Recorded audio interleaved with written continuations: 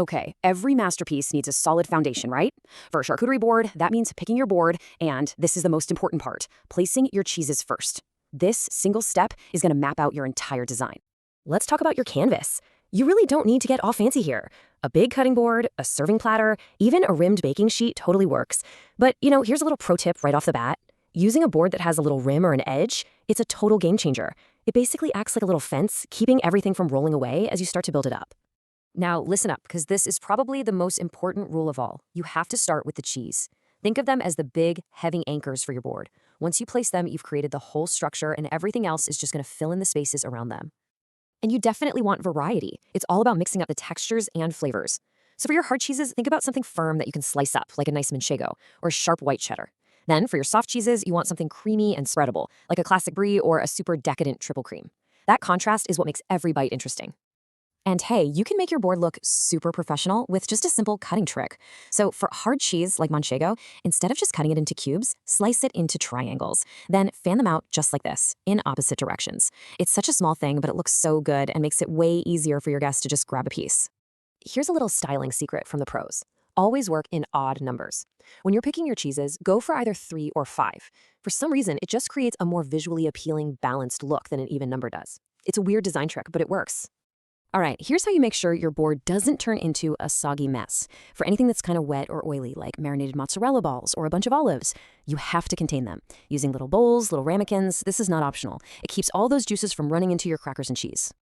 Okay, our cheese anchors are in place. Now it is time for the main event, the cured meats. This is the charcuterie part of the charcuterie board, after all. So the board has its anchors, but how do you get that really full, overflowing, abundant look without having to buy like a mountain of expensive meat? Well, the secret isn't how much you have. It's all in how you arrange it. Check out this super simple trick. It's called the salami tulip. You just take a slice of salami, you fold it in half, and then you fold it in half again. That's it. It creates this awesome little shape that adds a ton of texture and volume, especially when you nestle a few of them together. And you don't have to fold everything the same way. You can fan out those folded salami pieces like you're dealing a deck of cards to make these beautiful flowing rivers of meat.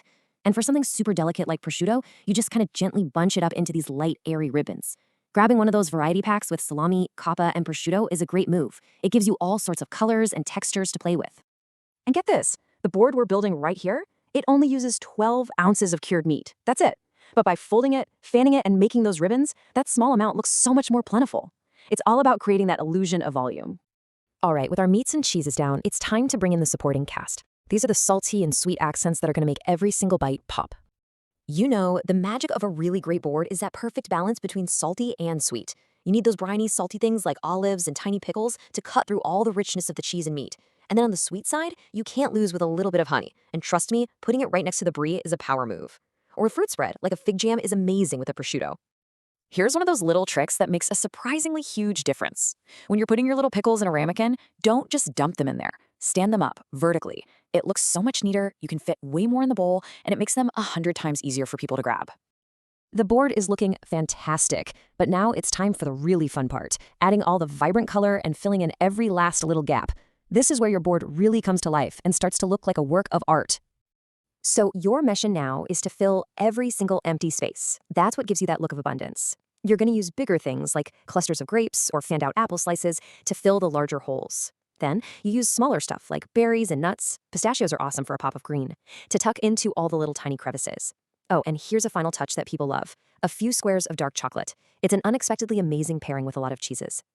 Okay, team, we have built the board. Now we just need the vehicles to get all of that deliciousness from the board into our mouths. So let's talk about crackers and the final crucial serving details.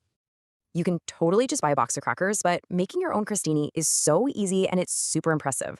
All you do is slice up a baguette, brush the little rounds with some olive oil, and then toast them at 400 degrees Fahrenheit for about 6 minutes. They get perfectly golden and crispy every single time. The real key with crackers, though, is variety. You've got your fancy homemade crostini, which is great, but you also want some plain water crackers that aren't going to fight with all the other flavors. Maybe add an artisan cracker with some seeds or herbs for texture. And it's always a really nice touch to have a gluten-free option available for your guests. Okay, your masterpiece is built. It looks incredible. But wait, hold on. Before you carry it out to your guests, there are a few tiny but super critical final steps that will make all the difference. These are the little things that actually make your board easy to eat. You want to make sure every item that needs one has a little utensil. Tiny forks for the olives, little knives stuck right into the soft cheeses. But here is the most important tip of all. Pre-slice a few pieces of your hard cheeses. Nobody ever wants to be the first person to hack into a perfect wedge of cheese. If you make that first cut for them, you're basically giving everyone permission to just dive right in. So what's the big takeaway here? It looks super complicated, but really, you're just putting things on a board. You're just following a formula. You start with your anchors, the cheeses, then you add your meats, then you fill in all the gaps with fruits, nuts, and all the salty and sweet stuff. Finish with the crackers, and voila, you've got it. The only question left is, what are you going to put on your first board?